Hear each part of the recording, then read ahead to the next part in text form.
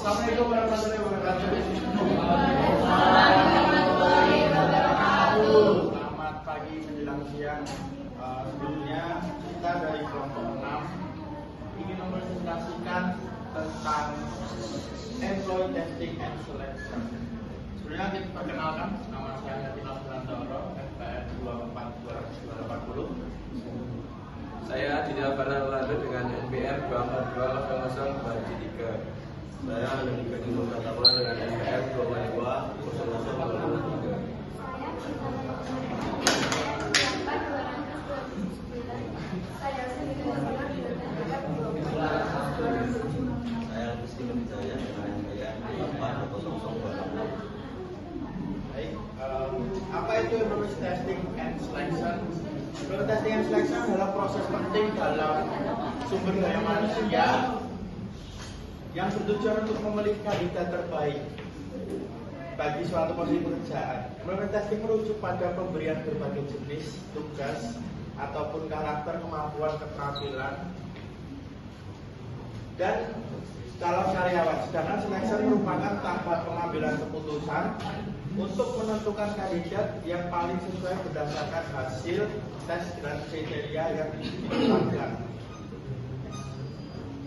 Selanjutnya adalah mengapa employee testing dan selection itu sangat penting di dalam perusahaan. Jadi hal ini sangat diperlukan untuk mendapatkan karyawan yang tepat dan kompeten, sehingga meningkatkan produktivitas, menjaga budaya perusahaan, mengurangi turnover dan minimalkan risiko demi keberhasilan bisnis jangka panjang. Begitu. Selanjutnya, aspek dalam pengujian dan seleksi karyawan. 1. Tes kemampuan. Tes kemampuan adalah mengukur kognitif atau kognitif fisik dan keterampilan khusus yang dibutuhkan. 2. Integritas. Mengevaluasi kejujuran dan etika kandidat. 3. Tes kepribadian. Menilai ciri-ciri kepribadian dan perilaku yang relevan dalam pekerjaan. 4. Tes kemampuan. Pengalaman kandidat tentang suatu bidang atau pekerjaan. Selanjutnya, proses pemilihan kandidat berdasarkan kriteria yang ditetapkan. Yang pertama, wawancara, menggali informasi mendalam tentang kandidat dan menilai kemampuan interpersonal mereka. Yang kedua, pemeriksaan latar belakang dan referensi, memverifikasi informasi yang diberikan kandidat dan menilai potensi risiko.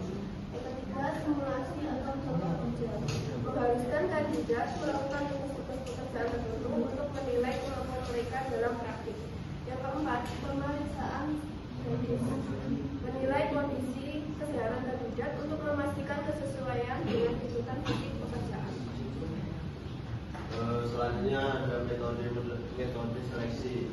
Yang pertama, additive model, yaitu mengambil nilai tertinggi dengan menjumlahkan nilai tes dan bobot masing-masing ujian. Yang kedua, multi-cut, yaitu menerapkan sistem gugur atas dasar standar nilai yang harus dicapai pelamar dalam tiap tahap ujian.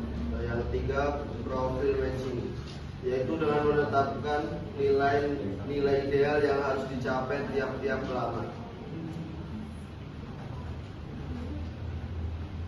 Selanjutnya ada studi kasus proses testing and selection di Google. Studi kasus rekrutmen di Google menekankan proses seleksi berbasis data yang mengutamakan kecerdasan, kreativitas, dan dorongan untuk berprestasi. Calon karyawan menjalani wawancara studi kasus untuk menguji kemampuan analitis dan strategis serta tes teknis seperti penulisan kode dan pemecahan masalah algoritmik. Untuk memverifikasi kapasitas praktis mereka, Google meminimalkan bias dengan menggunakan wawancara berbasis rekan sejawat dan fokus pada bukti objektif daripada pengalaman kerja sebagai kriteria utama. Contohnya online application screening, online assessment test, phone atau virtual interview, hearing committee review, reference and background check, dan terakhir final decision. belajar PowerPoint. Kesimpulan, employer testing and selection adalah proses penting dalam manajemen SDM untuk memilih kandidat terbaik. Google menerapkan proses seleksi yang ketat dan juga berlapis untuk memastikan kandidat memiliki teknis, soft skill dan juga kecocokan budaya kerja. Proses seleksi yang tepat membantu Google mempertahankan inovasi, kualitas produk dan budaya kerja yang unggul. Ini untuk referensi dari daftar pusaka kita. Terima kasih. Oke, sebelum kita tutup mungkin ada pertanyaan dari teman-teman.